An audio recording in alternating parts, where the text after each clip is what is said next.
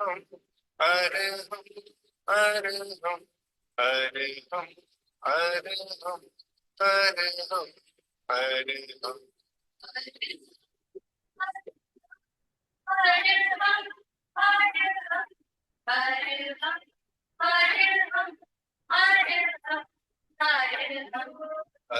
हम हरे हम हरे हम हरे हम हरे हम हरे हम।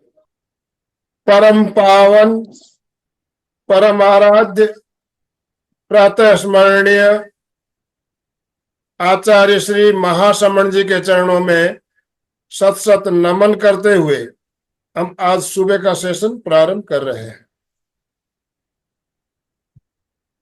त्रिपदी वंदना। वंदे अरहं वंदे गुरु परम वंदे सच्चा।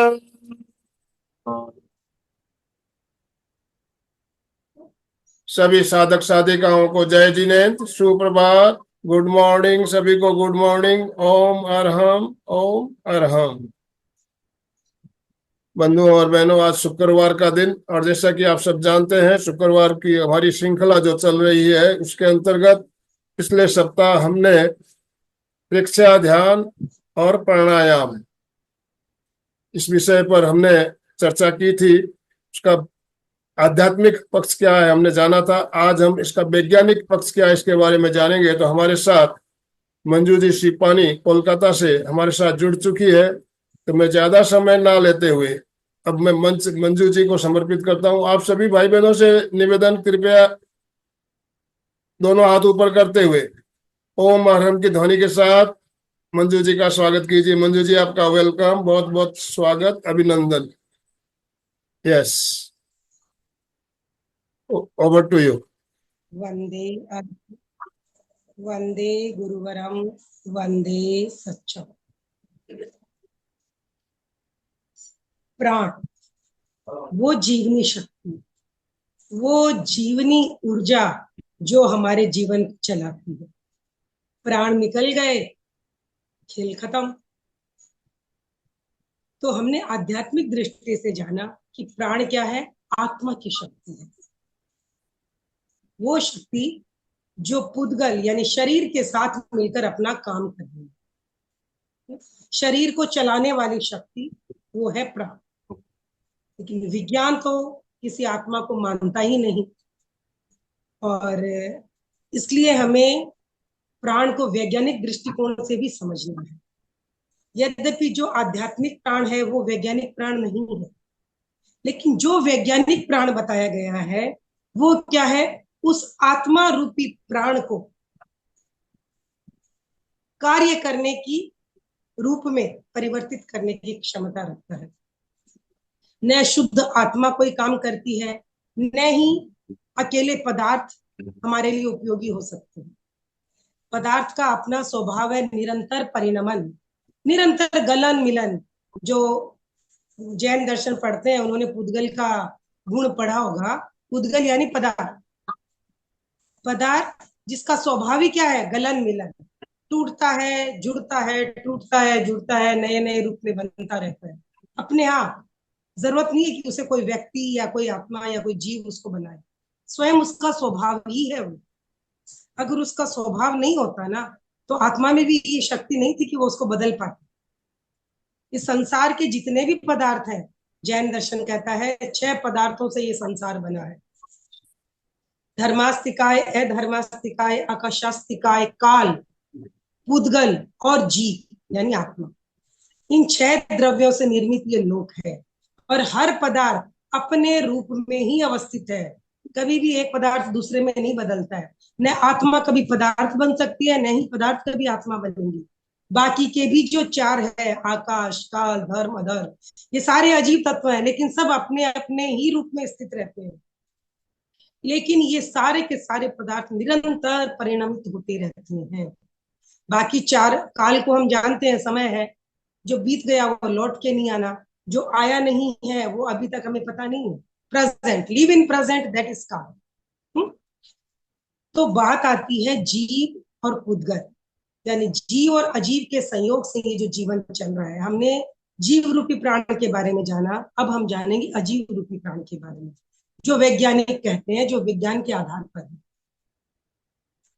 आप देखते हो जितनी भी मशीनें चलती हैं उसमें कोई ना कोई ऊर्जा होती है। जैसे कि मशीनें क्या है, वो चलती है इलेक्ट्रिसिटी से।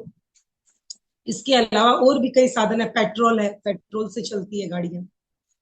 वो कोई हालांकि इलेक्ट्रिक की भी गाड़ियां आ गई हैं, लेकिन पेट्रोल से चलती है गाड़ियां। तो कार्य करने की शक्ति को हम ऊर्जा कहते हैं। और वो शक्ति किसमें है? विज्ञान क्या कहता है? पदार्थ। आइंस्टाइन ने एक नियम दिया कि जितने भी पदार्थ हैं वो पूरे के पूरे ऊर्जा में बदल सकते हैं, और ऊर्जा का संग्रहित रूप क्या है? पदार्थ।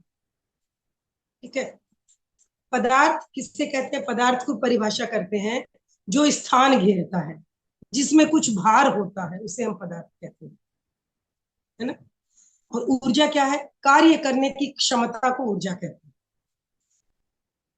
ऊर्जा क्या है? ऊर्जा दिखाई दिखाई देती है, इट मीन्स वो अपने कार्य के रूप में दिखाई दे।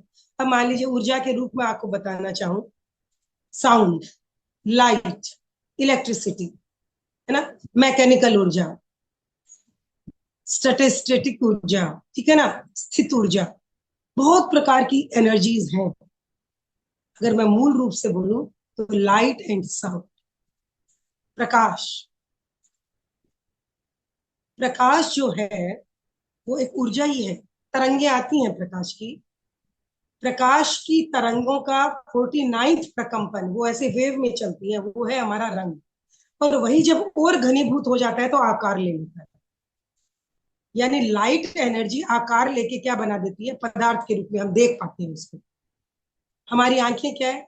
फोटो इलेक्ट्रिक सेल ही है, बैटरी ही है, जो लाइट को ग्रहण करती है, फिर उसको इलेक्ट्रिसिटी में कन्वर्ट कर देती है। वो इलेक्ट्रिसिटी हमारे ब्रेन में जाती है, और वो हमारे जो पॉइंट है ब्रेन में उसको पिक करती है, और तब हम देख पाते हैं उस चीज को। इसी तरह साउंड क्या है? साउंड भी एनर्जी है। जब तक वो एनर्जी के रूप में आपको नहीं पता चल रहा है, लेकिन जैसे ही वो घनीभूत बन जाता है, वो भाषा बन जाती है, शब्द बन जाते हैं। तो एनर्जी का संग्रहित रूप पदार्थ है, और पदार्थ का विकिरण ऊर्जा है। साइंस का एक नियम और है, पदार्थ और ऊर्जा न नष्ट होते हैं न ही उत्पन्न होते हैं, बस एक दूसरे में परिवर्तित होते रहते हैं और संसार चल रहा है। विज्ञान, जैन दर्शन मतलब का भी यही मत है। कोई भी जो 6 तत्व मैंने बताए नष्ट नहीं होते हैं, बस परिवर्तित होते हैं एक दूसरे में। आत्मा शाश्वत है तो पदार्थ भी शाश्वत है।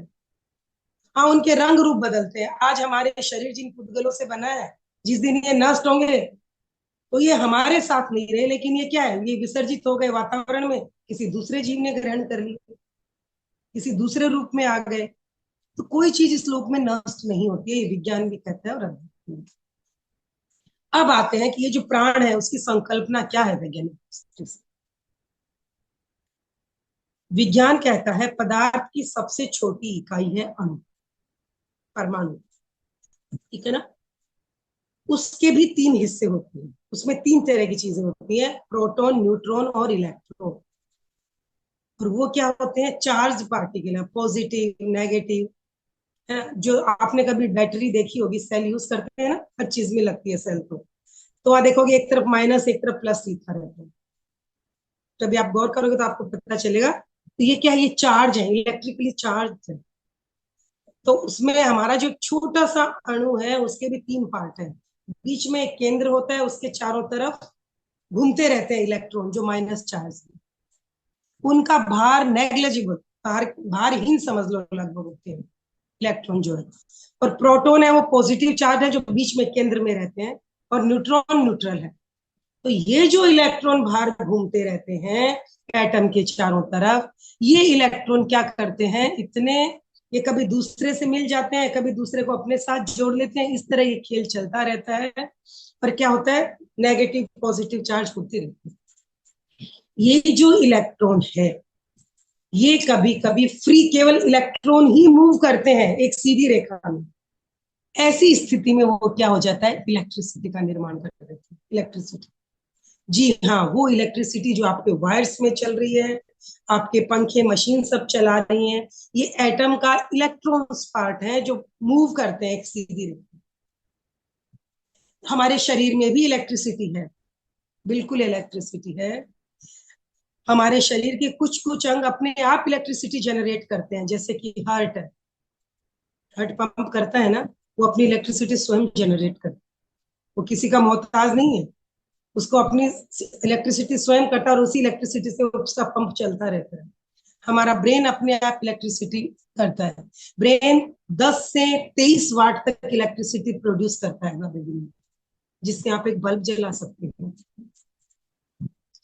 हमारी एक एक कोशिका इलेक्ट्रिकली चार्ज्ड है, जी हाँ, इलेक्ट्रिसिटी है।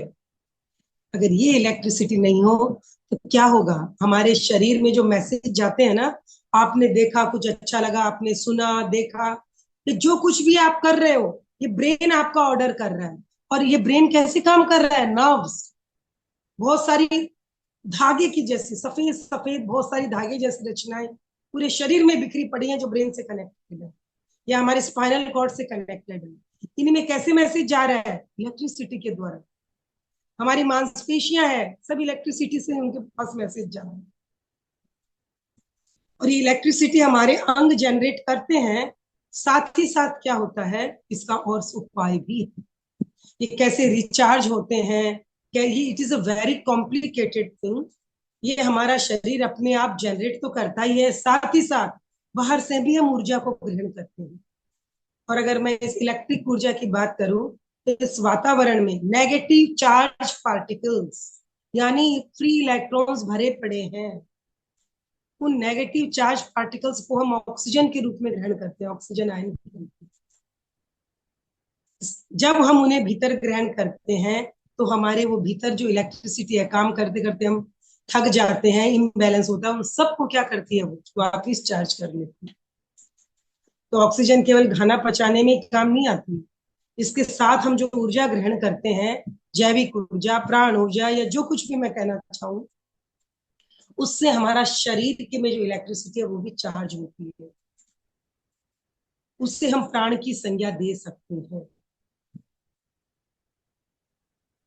तो वैज्ञानिक दृष्टि से भी अगर मैं प्राण की बात करूं तो नेगेटिव आयंस, ऋणात्मक चार्ज पार्टिकल, स्मॉल पार्टिकल्स हैं जिनको हम ग्रहण करते हैं। वो हमारे शरीर को क्या करते हैं, हमारे शरीर जो इलेक्ट्रिसिटी है उसको भी चार्ज करते हैं। और इसके अलावा जैसा मैंने बताया, हमारा शरीर खुद इलेक्ट्रिसिटी जनरेट करता है, ब्रेन करता है।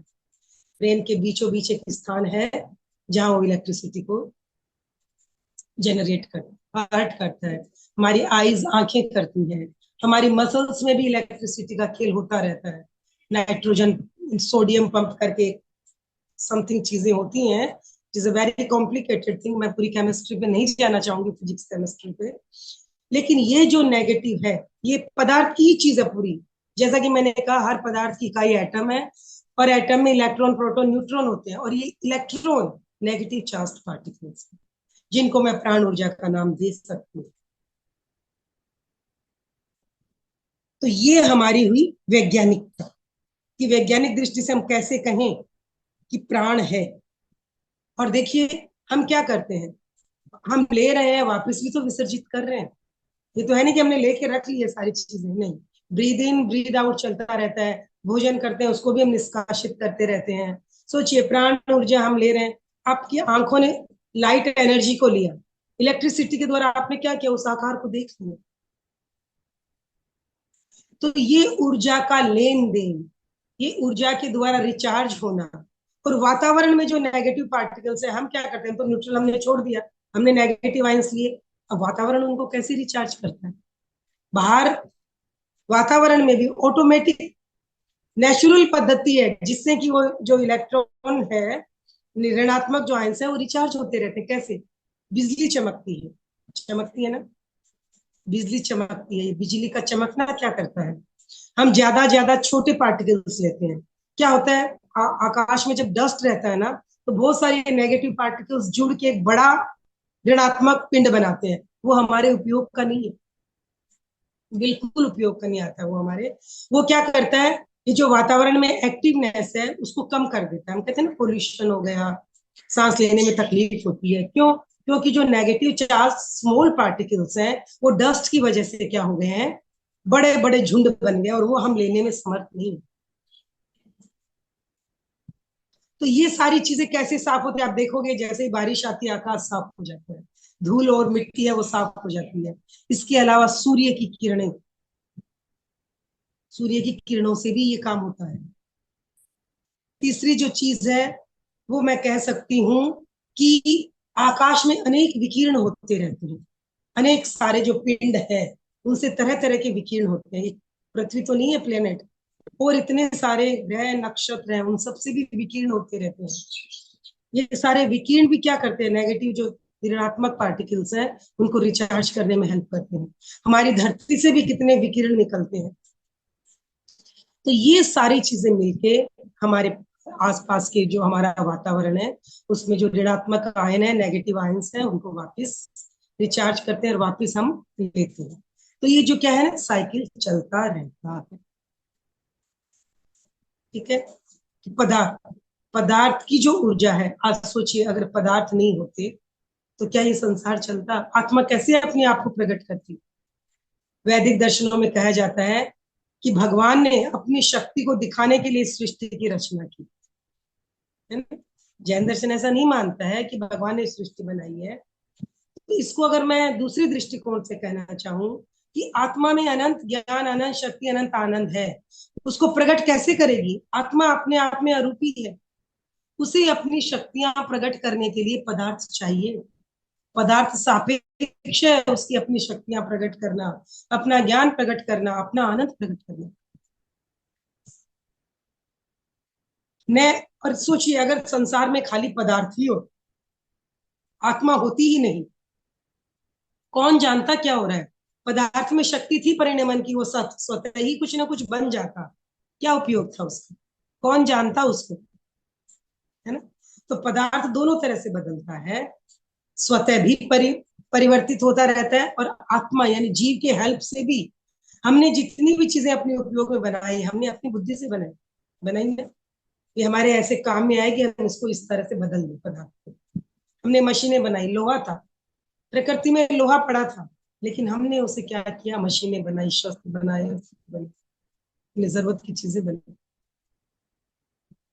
तो प्रकृति में जो पदार्थ हो परिणमित होता रहता है, अपनी इच्छा से भी हम करें या नहीं करें, लेकिन हमने हमारे उपयोग में लाने के लिए हमने अपनी इच्छा से भी उसको परिवर्तित किया। तो ये क्या था, हमारा अपना ज्ञान था ना। अगर पदार्थ नहीं होता तो आत्मा कैसे ज्ञान को प्रकट करती? ये शरीर ही नहीं होता अगर पदार्थ नहीं होता। तो आत्मा और जीव इन दोनों को मिलाकर चलने के लिए जहां वैज्ञानिक प्राण ऊर्जा की आवश्यकता है, वहां जैविक प्राण ऊर्जा की भी आवश्यकता है। इस अपेक्षा से प्राण को हम दो भागों में बांट सकते हैं, द्रव्य प्राण, भाव प्राण। द्रव्य प्राण जो वैज्ञानिक दृष्टि से जिस प्राण की मैंने बात की, अगर इसको हम ये ऊर्जा भी कह सकते हैं। अगर तेजस वर्गणा के पुद्गल कहूं तो ये आध्यात्मिक शब्द हो गए, लेकिन ये तेजस वर्गणा के पुद्गल की भी वही। और भाव प्राण की बात करूं तो जीव, आत्मा, वो आत्मा जो तेजस शरीर के माध्यम से हमारे इस औदारिक शरीर में प्रकट हो रही है। तो ये दोनों ऊर्जाएं पैरेलल चल के हमारे जीवन को संचालित करती है। आत्मा की शुद्धि जितनी अधिक होगी, प्राण शक्ति उतनी प्रबल होगी, है ना। कर्मों का आवरण हटेगा, प्राण शक्ति उतनी ही प्रबल होगी। और जितनी जितनी आत्मभाव की प्राण शक्ति प्रबल होगी, हम बाहर के प्राणों को भी क्या करेंगे, ग्रहण करने की क्षमता अधिक होगी। तो दोनों तरफ से काम होगा, द्रव्य प्राण भी, भाव प्राण भी, यानी पौद्गलिक प्राण भी और जीव रूपी प्राण भी। दोनों प्राणों का जब संयोग होगा तो हमारा जीवन स्वस्थ, सुंदर और व्यवस्थित चलेगा। हम अपने चरम लक्ष्य इस भाव में भी इस जन्म में भी अगर आप सफल होना चाहते हैं तो आपको अपनी प्राण शक्ति को प्रबल रखना ही होगा। प्राण शक्ति आत्मिक शक्ति, मानसिक शक्ति, भावात्मक शक्ति, शारीरिक शक्ति, सब कुछ का आधार है। तो प्राण आपने वैज्ञानिक दृष्टि से, मैंने वह बहुत सिंपल तरीके से बताया। अगर हम कॉम्प्लिकेटेड करना चाहे तो हमें काफी कुछ फिजिक्स वगैरह समझनी होगी, तो शायद बहुत लोग ऐसे हो जिनका बेस नहीं हो फिजिक्स केमिस्ट्री का, इसलिए मैंने एकदम इजी वे में आपको बताया कि प्राण क्या है। प्राण कोई ऑक्सीजन, भोजन या ये नहीं है, इनसे हमें शक्ति मिलती है, उस शक्ति को प्राण। आपने भोजन किया, भोजन पदार्थ, लेकिन भोजन करने से आपको जो शक्ति मिली, जिससे ये शरीर चला, उस शक्ति को मैंने कहा प्राण। प्राण जैसे दूध है, दूध में मक्खन है, दिखाई देता है क्या? नहीं ना, नहीं दिखाई देता है। इसी तरह पदार्थ में, भोजन में शक्ति है, लेकिन वो दिखाई, उस शक्ति को मैं प्राण कह रही हूँ, भोजन को प्राण नहीं कह रही हूँ। भोजन तो पदार्थ ही है, पानी पदार्थ है, बिल्कुल पदार्थ है, सूर्य की किरणें ऊर्जा है, लेकिन उनमें जो काम करने की क्षमता है, दैट इज प्राण, दैट इज ऊर्जा। तो आई होप आप लोगों ने समझा होगा कि प्राण, वैज्ञानिक दृष्टि से हम प्राण किसे कहते हैं, यानी ऊर्जा की परिभाषा हुई कार्य करने की क्षमता। ठीक है, तो पदार्थ ऊर्जा में बदलता है, ऊर्जा वापिस पदार्थ में बदलती है, हर चीज की अपनी अपनी शक्ति है। जैसे मान लीजिए एक वस्तु बहुत भारी है ना, एक हथौड़ा है, वो जमीन पे पड़ा है, ठीक है, लेकिन जब उस, सोचिए उस हथौड़े के अपने वजन, उस हथौड़े से जब आप मारते हो तो उस हथौड़े के वजन में शक्ति है कि वो उस चीज को तोड़ देता है ना। ये अलग तरह की ऊर्जा है। साउंड अलग तरह की है, लाइट अलग तरह की, पर ये सारी ऊर्जाएं एक दूसरे में परिवर्तित हो सकती है, और ये हो रही है तभी जीवन चल रहा है। जैसे कि मैंने बताया कि लाइट एनर्जी, आपकी आंखों ने क्या किया, उस लाइट एनर्जी को ग्रहण किया। भीतर लाइट ने क्या किया, वो लाइट नहीं गई है भीतर, लाइट ऊर्जा किसमें बदल गई, इलेक्ट्रिक ऊर्जा में, क्योंकि सीधी लाइट हमारे ब्रेन में नहीं जाती है। कैसे आंखों ने देखा, कैसे पता चला ब्रेन को, आंखों में जो नाड़ियां हैं उनमें इलेक्ट्रिसिटी का फ्लो है। जब उन नाड़ियों पे वो लाइट पड़ी, वो स्टिमुलेट हुई, उनमें कंपन पैदा हुआ, तब उनमें जो बिजली थी, उस बिजली ने काम किया, और वो कहाँ पहुंच गई, ब्रेन में। ब्रेन को जब पता चला कि ऐसा ऐसा है, तो ब्रेन ने क्या किया, पुनः आंखों को ऑर्डर दिया, और वहां क्या हुआ, हमने उस छवि को देखा। ठीक है, इसी तरह साउंड है। क्या कर रहे हो, जब हम बोल रहे हैं तो हमारी मांसपेशियां भी तो चल रही हैं। मांसपेशियों को ऑर्डर कौन दे रहा है, ब्रेन, इलेक्ट्रिक ऊर्जा। मांसपेशियां मूवमेंट कर रही हैं, कौन सी, गतिज ऊर्जा, काइनेटिक एनर्जी। बोल रहे हो, साउंड एनर्जी। तो इस तरह एक ऊर्जा दूसरे में बदलती रहती है और हम काम करते रहते हैं। इन्हीं ऊर्जाओं को हम प्राण कह सकते हैं, है ना। और बाहर जो प्राण बिखरा पड़ा है वो इन सबका आधार है। सोचिए हम कैसे जी रहे हैं, हम इस ऊर्जाओं में, ऊर्जा के समुद्र में जी रहे हैं। हम चारों तरफ प्रकंपन ही प्रकंपन। भगवान महावीर ने कहा, ये लोक हर क्षण प्रकंपित हो रहा है, स्थिर कुछ भी नहीं है, कुछ भी नहीं। इसीलिए गौतम बुद्ध ने क्या कहा, क्षणिकवाद। प्रति क्षण ये संसार नष्ट हो रहा है, उत्पन्न हो रहा है, नष्ट हो रहा है, उत्पन्न हो रहा है। यानी एक स्वरूप मिट रहा है, दूसरा पैदा हो रहा है, एक स्वरूप मिट रहा है, दूसरा पैदा हो रहा है, क्षणिक बात। गौतम बुद्ध को जब किसी ने पूछा आत्मा है, उन्होंने कुछ नहीं बोला, मुंह, क्योंकि उनको पता था कह दूंगा है तो बोलेंगे दिखाओ, और कह दूंगा नहीं है तो भी क्रॉस क्वेश्चन आएंगे, तो वो मौन रहे। उन्होंने कभी नहीं कहा आत्मा नहीं, और कभी ये भी नहीं कहा आत्मा है। इसका मतलब ये नहीं कि उन्हें पता नहीं था, नहीं। जब हम भी अनुभव करेंगे, बहुत सारी चीजें हैं जो वह अनुभव करते हैं, लेकिन उन्हें शब्द नहीं दे पाते हैं। कोई भी भीतर का भाव शब्दों से नहीं बयान किया जा सकता है। मैं आपको पूछूंगी प्रेम क्या है, घृणा क्या है, आप क्या बताओगे? भावों को शब्दों में व्यक्त किया ही नहीं जा सकता है।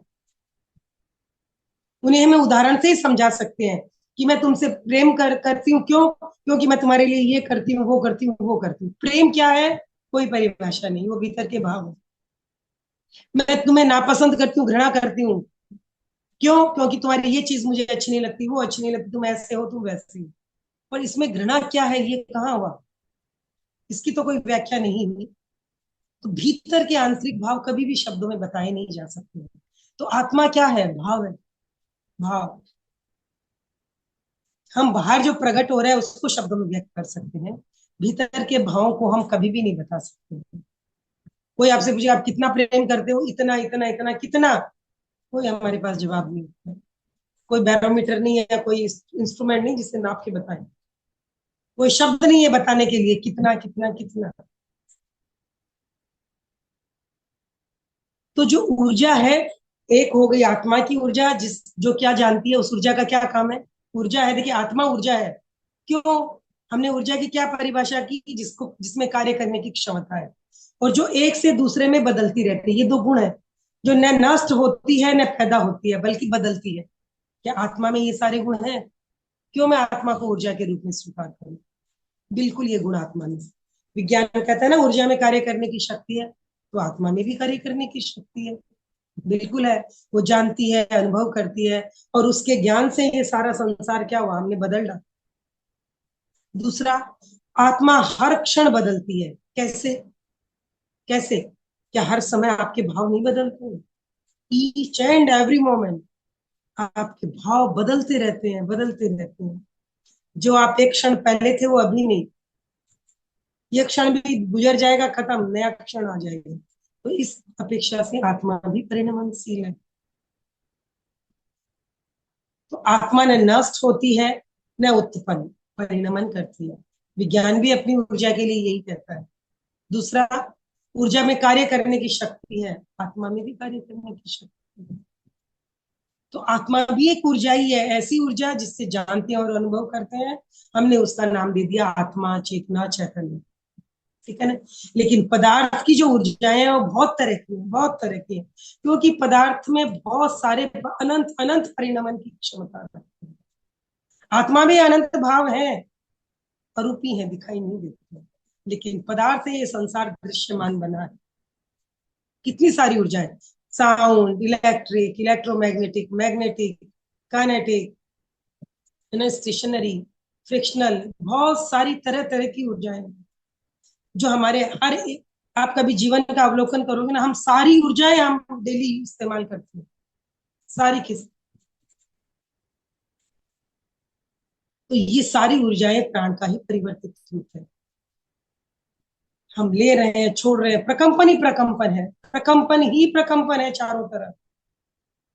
अगर गहरे ध्यान में जाओगे कायोत्सर्ग में, तो शरीर स्थिर हो जाता है ना, जब हमारा पूरा ये ग्रॉस बॉडी जो है फिजिकल, ये अगर पूरा स्थिर हो गया, कायोत्सर्ग सद गया, तो आपको लगेगा केवल ये संसार प्रकंपन, भीतर प्रकंपन, बाहर प्रकंपन, केवल वेव्स ही वेव्स, वाइब्रेशन ही वाइब्रेशन, कुछ नहीं। ये शरीर की एक दीवार है बीच में, बाहर की और भीतर की ऊर्जा के बीच की एक दीवार है, और कुछ नहीं। जब कायोत्सर्ग से आप इस दीवार को अगर भूल पाए, छोड़ पाए, आप बिल्कुल ये अनुभव कर पाओगे कि प्रकंपन ही प्रकंपन है।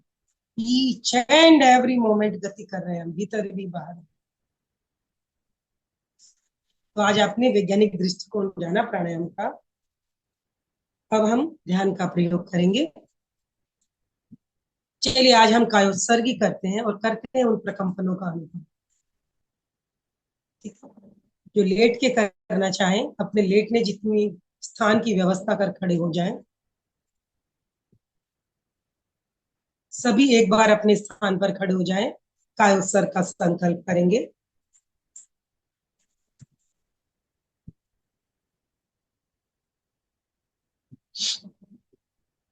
तस्य उत्तरीकरणेन पायच्छित्त करणेन विसोहीकरणेन विसल्लीकरणेन पावाणं कम्माणं निघायनठाये आमी पावसगो। अब सभी मेरे साथ बोले, मैं शारीरिक, मानसिक और भावनात्मक तनाव से मुक्त होने के लिए कायोत्सर्ग का प्रयोग कर रहा हूं।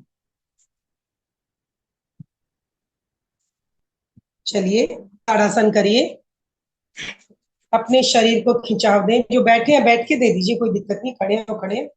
पूरा खिंचाव दें, शरीर को खींच सकते हैं उतना खींचिए, हाथों को ऊपर, लेफ्ट राइट हिलाइए, इधर से उधर उधर से इधर, बिल्कुल हिलाइए। महसूस कर रहे हैं खिंचाव आ रहा है सब जगह, क्योंकि जब तक खिंचाव का अनुभव नहीं होगा आपको कैसे पता चलेगा आप रिलैक्स हो गए हैं। खींचिए, चारों तरफ अपने शरीर को खिंचाव दें। गुड। एक एक चीज का अनुभव करें खिंचाव के साथ, सब जगह खिंचाव।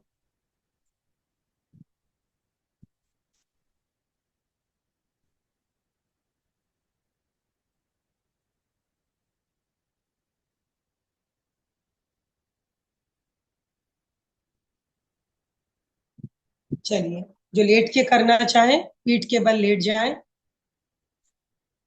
जो खड़े रह के करना चाहे खड़े रह के कर सकते हैं।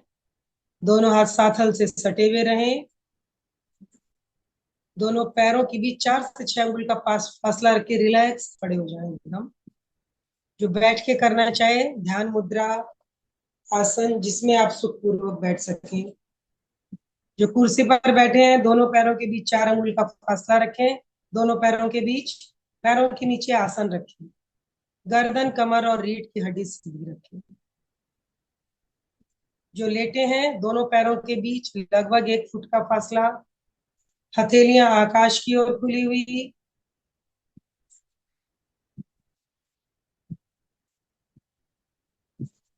हाथ शरीर से लगभग आधा फीट दूरी पे रखें।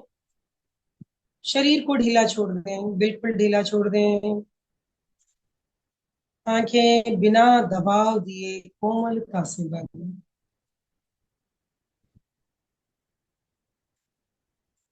पूरे कायोत्सर्ग काल स्थिरता और जागरूकता बनाए रखें।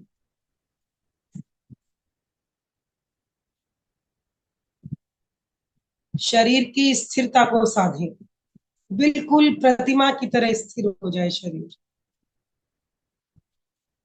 स्थिर, जस्ट लाइक ए स्टैचू, प्रतिमा की भांति अडोल अडोल। बिना शरीर की स्थिरता के कायोत्सर्ग नहीं हो सकता। पूर्ण स्थिरता, स्थिर स्थिर स्थिर।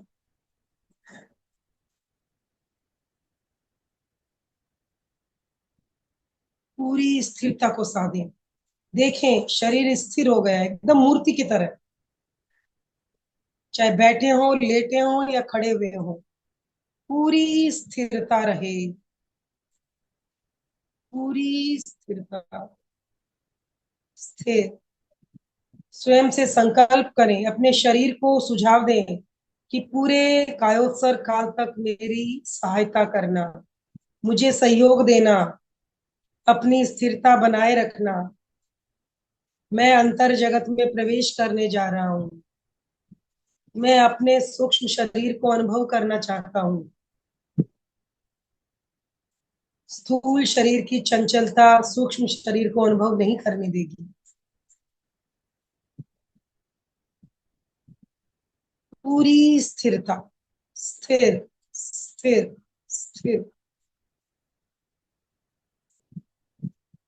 अब जागरूकता से हम शरीर को शिथिल करेंगे। शरीर में हलन चलन न हो, केवल भीतर ही भीतर जो अकड़न है आपके सुझाव से ऑटोमेटिक शरीर आपका ढीला पड़ जाएगा। रिलैक्स। दोनों पैरों को देखें, राइट पैर अंगूठे से कमर तक, सुझाव दे रिलैक्स हो जाए, हो जाओ, हो जाओ। अनुभव करें राइट पैर रिलैक्स हो रहा है, पैर की पकड़ छूटती जा रही है। Relax relax. हल्केपन का अनुभव करें पैर में, हल्का हल्का। इसी प्रकार दाएं पैर को अंगूठे से कमर तक सुझाव दें। शिथिल हो जा, शिथिल हो जा। पूरी जागरूकता के साथ अनुभव करें, देखें पैर धीरे धीरे पकड़ छूटती जा रही है, पैर हल्का होता जा रहा है, दोनों पैर रिलैक्स। एक बार पुनः अवलोकन करें, देखें दोनों पैरों को अंगूठे से कमर तक। सारी मांसपेशियां ढीली पड़ गई हैं, कहीं कोई अकड़न जकड़न नहीं। Relax, relax, relax. इसी प्रकार कमर से कंधे तक शरीर के पूरे मध्य भाग को शिथिलता का सुझाव दें। पेड़ू का पूरा भाग रिलैक्स। भीतर के सभी अंग देखें, उनकी गति धीमी पड़ गई है। Relax, relax, relax. छाती का पूरा भाग देखें, रिलैक्स। छाती के भीतरी अंग, हृदय, फेफड़े, अनुभव करें सबकी गति मंद हो गई, सारे अंग धीरे धीरे शिथिल होते जा रहे हैं। अपने श्वास को देखें, मन इतना मंद हो गया है कि पेट पे उसके प्रकंपन ही नहीं हो रहे, बिल्कुल केवल भीतर ही भीतर सूक्ष्म श्वास चल रहा है। अगर मंद नहीं हुआ है तो आप और मंद कर दें, श्वास की गति के साथ सभी अंगों की गति धीमी पड़ जाएगी। Relax, relax. देखें श्वास कितना सूक्ष्म हो गया है।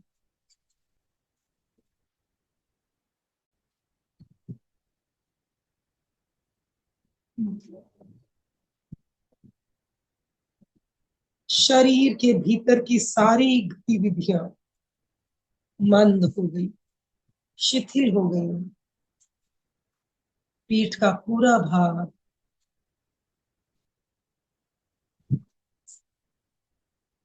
Relax, relax, relax. रीढ़ की हड्डी, हड्डी के भीतर स्पाइनल कॉर्ड, एक एक अवयव को जागरूकता से देखें, केवल देखते चले जाएं और सोचते चले जाएं, अनुभव करते चले जाएं। रिलैक्स हो रहा है, रिलैक्स। आपका शरीर आपकी बात सुन रहा है, आपके आदेश को मान रहा है, आपके सुझाव को स्वीकार कर रहा है। Relax, relax, relax. Right hand अंगुली से कंधे तक,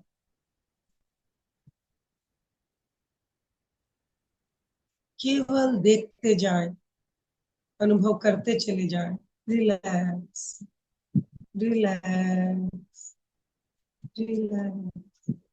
बायां हाथ, कहीं कोई अकड़न जकड़न या दर्द लगे तो वहां कुछ समय रुके, पूरी जागरूकता से सुझाव दें। रिलैक्स हो जा, हो जा। पूरा मध्य भाग रिलैक्स हो गया।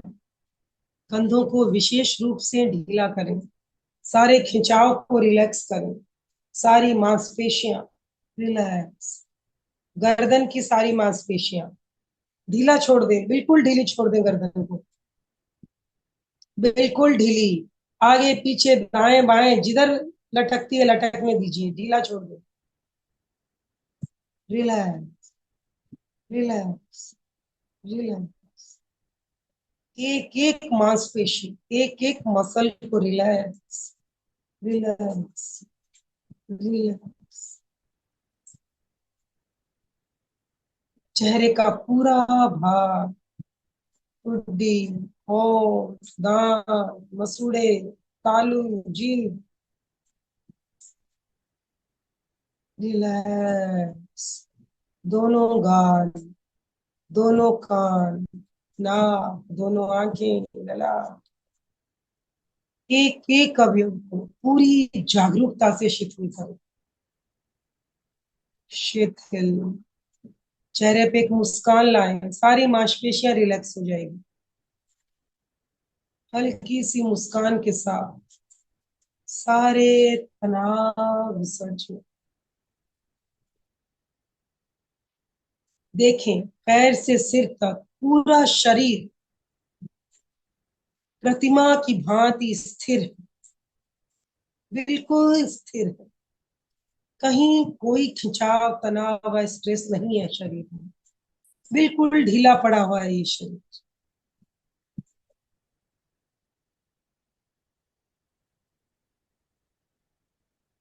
देखें, पूरी जागरूकता से अपने शरीर को देखें, अपने आप के सामने पूरा शरीर शिथिल पड़ा है। शिथिल, शिथिल, शिथिल। एक बार पुनः श्वास को देखें, इतनी सूक्ष्म हो गई है, कोई प्रकंपन अनुभव नहीं हो।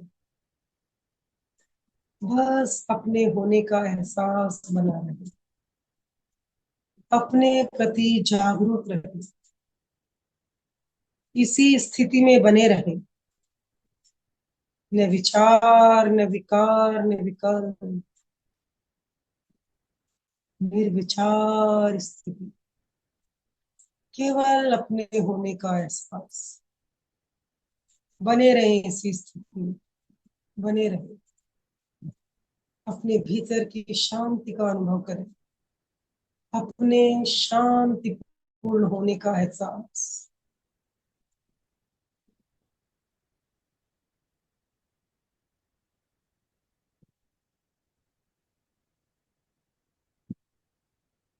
बने रहे, इसी स्थिति में बने रहे।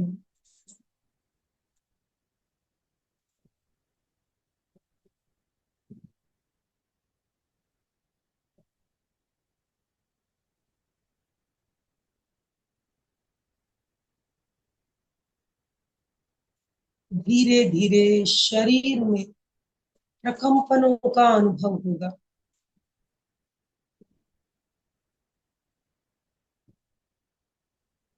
अंगूठे से लेकर सिर तक धीरे धीरे नीचे से ऊपर की यात्रा करें।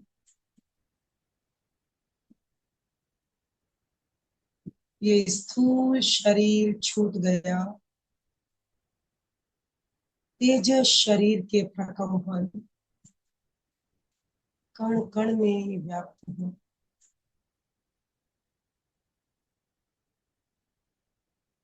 इन प्रकंपनों का अनुभव करें।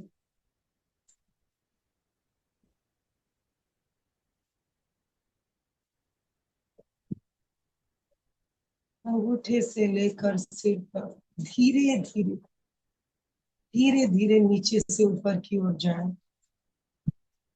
देखिए, अंगूठा, उंगलियां, पंजे, तलवा, हर जगह प्राण के प्रकंपन हो रहे हैं। धीरे धीरे ऊपर की ओर बढ़े, प्रकंपनों का अनुभव करते हुए।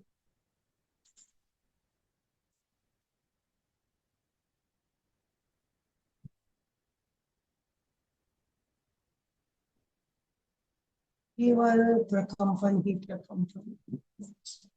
दोनों पैरों में प्रकंपनों का अनुभव।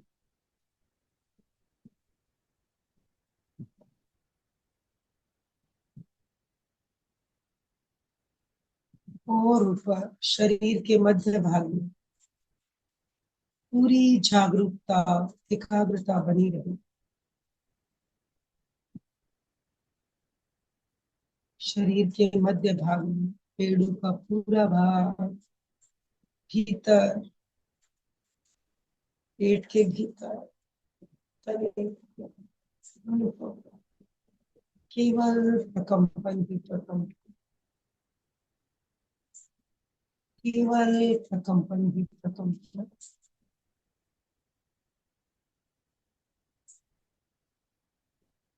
धीरे धीरे आगे बढ़ते जाएं, अपने तेजस शरीर के प्रकंपनों का, अपने प्राण के प्रकंपनों का अनुभव करते जाएं।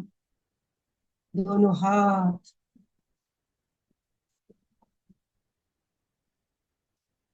हाथों की उंगलियां,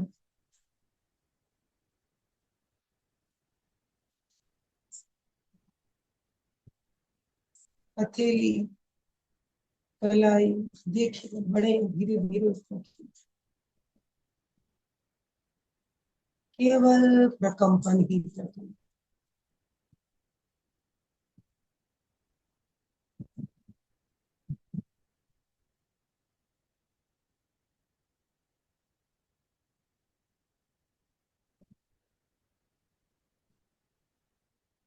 ऊपर की ओर बढ़े,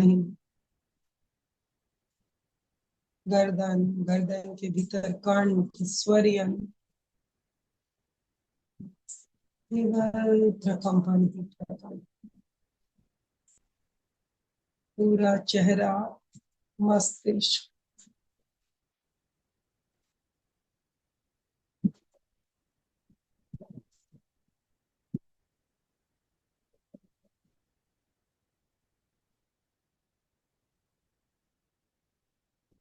अनुभव करें, सारा रूप रंग विलीन हो गया, केवल प्रकंपन ही प्रकंपन।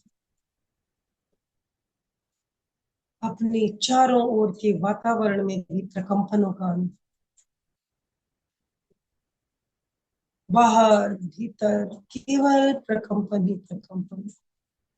इस शरीर का न कोई रंग न कोई रूप, केवल प्रकंपन ही प्रकंपन, केवल प्रकंपन।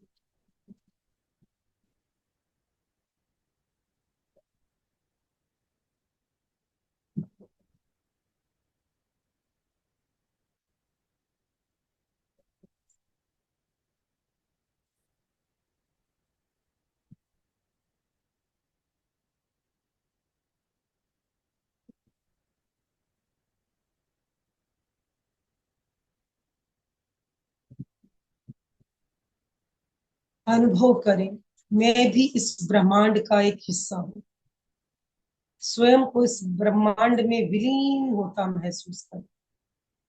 इस शरीर रूपी दीवार विलीन हो गई, केवल प्रकंपन ही प्रकंपन।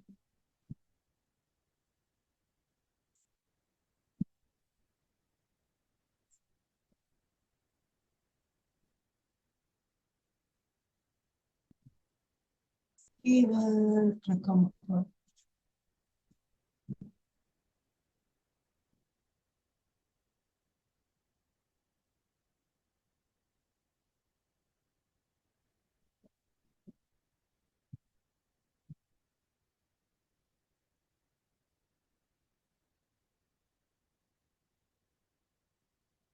धीरे धीरे समस्त ऊर्जाओं को अपने भीतर समेट लो,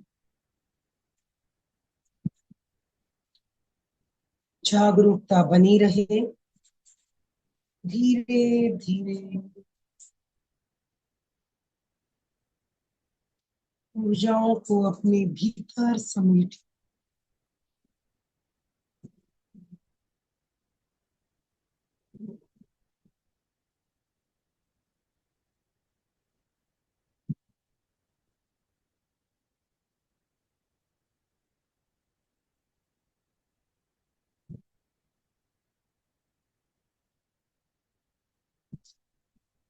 तीन चार लंबे श्वास लें,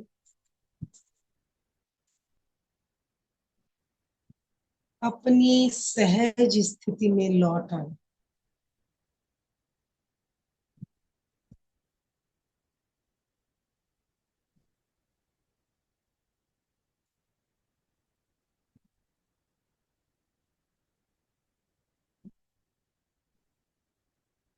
अपने स्थूल शरीर का अनुभव करें, पैर से लेकर सिर तक एक एक अवयव के प्रति सजग हो जाएं।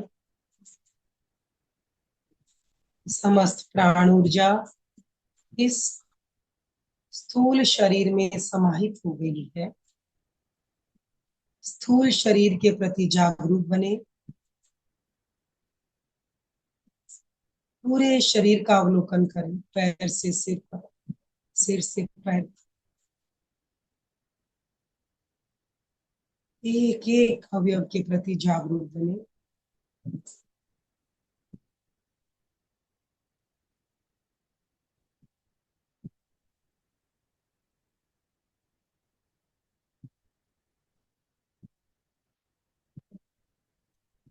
अनुभव करें शरीर के कण कण में शक्ति जागृत हो गई, प्राण ऊर्जा से भर गए हैं।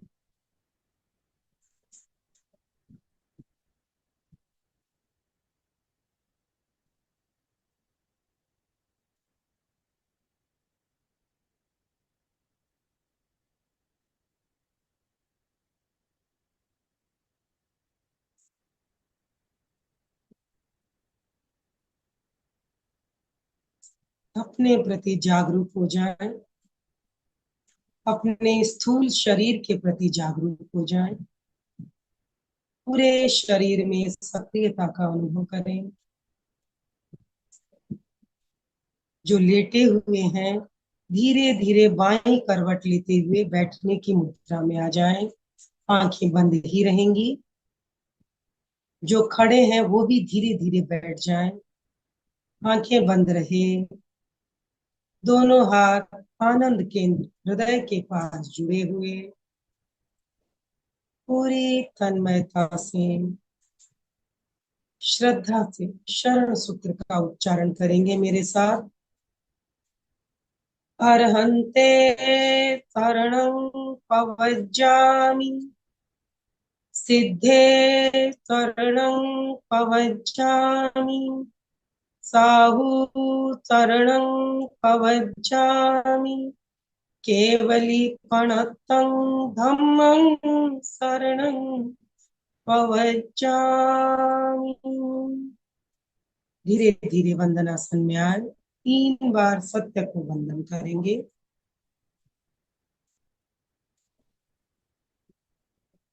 वंदे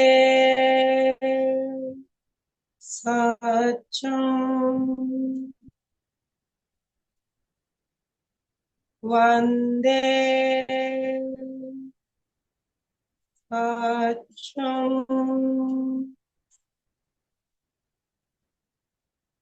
वंदे सत्यं। प्रयोग संपन्न। धीरे धीरे सभी अपनी आंखें खोलें। हाथों का जोर से घर्षण न करें। अगले कुछ समय के लिए 2-4 मिनट मौन रहें। ओम अरहं, ओम अरहं, ओम अरहं।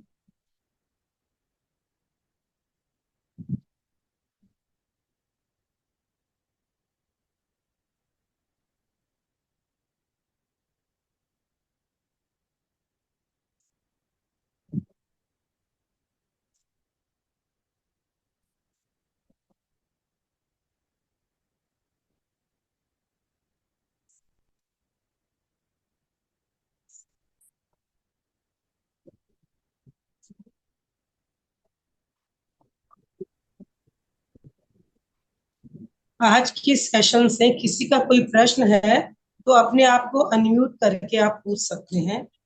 आई हाँ, थिंक आपके पास हैंड राइज कीजिए। हैंड राइज करने से आपको अनम्यूट ऑप्शन दे दिया जाएगा। यस, किसी की कोई जिज्ञासा हो तो हैंड राइज कर सकते हैं। मधु अरोड़ा जी ने हैंड राइज किया। मधु जी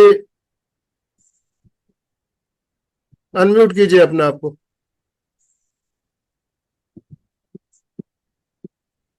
मेरी आवाज आ रही है? हाँ, आ रही है।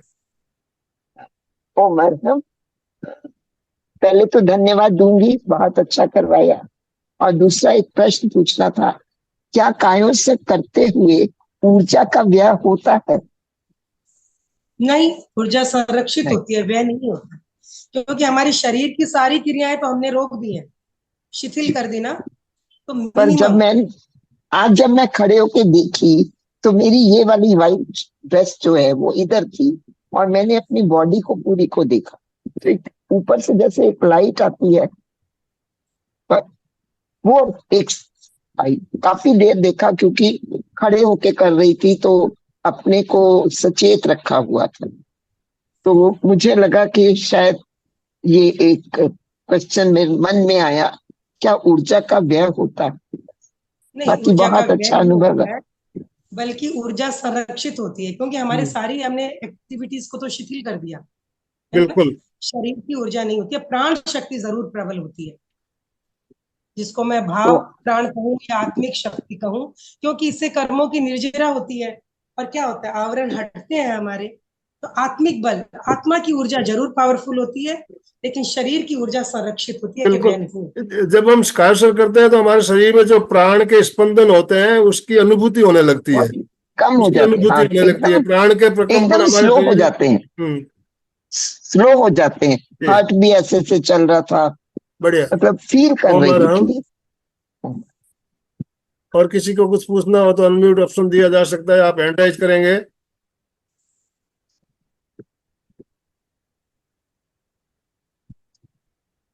अलका जी भी जुड़ी हुई है हमारे साथ। अलका जी, आप अनम्यूट कर सकते हो अपने आप को।